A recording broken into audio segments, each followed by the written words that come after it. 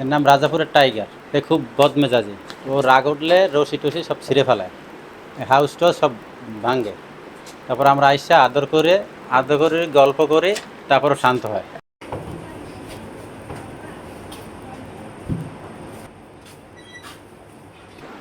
মাথায় পানি দেয়, তারপর শান্ত হয়। খুব রাগী বদমেজাজি। ও রাগ উঠলে রশি আমরা ছেড়ে কান্দে উঠবো হাউস মাথা। ভাঙে। তারপর আইসা আমরা গলা চুলকাই দেই, পানি দেই, শান্ত করি অনেক। তারপর ঠান্ডা হয়।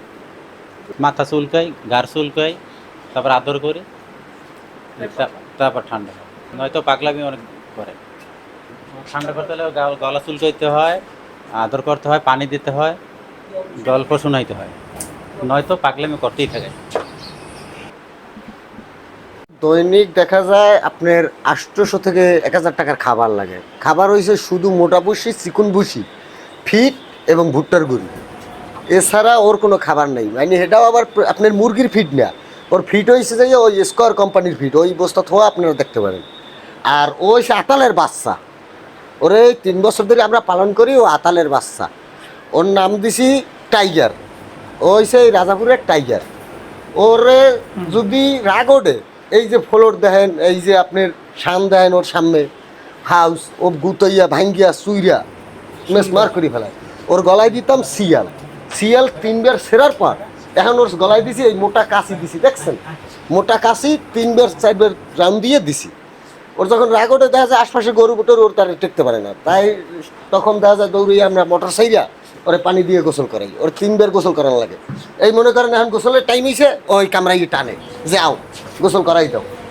এর নিয়ে অনেক কষ্ট করতে হয় ভাই। এর কথা কি কমু, এর যদি আদর না করি তাহলে সুস্থ হয় না। এই মনে করেন এই যে একটু আদর করি, ওর নিরিবিলি শুইছে। ওরে আদর না করলে ওর ঠান্ডা হইবে। ওর লাগে গল্প করা লাগবে, আদর করা লাগবে। ওরে কইতে হবে যে এই আমি একটু পর আইয়া তোমার গোসল করা মানে, এই একটু পর খাওয়ান দিমু। ওর টাইম টু টাইম 2 বেলা খায়, ওর 2 বেলা খাওয়ান দিতে হইব আমাকে।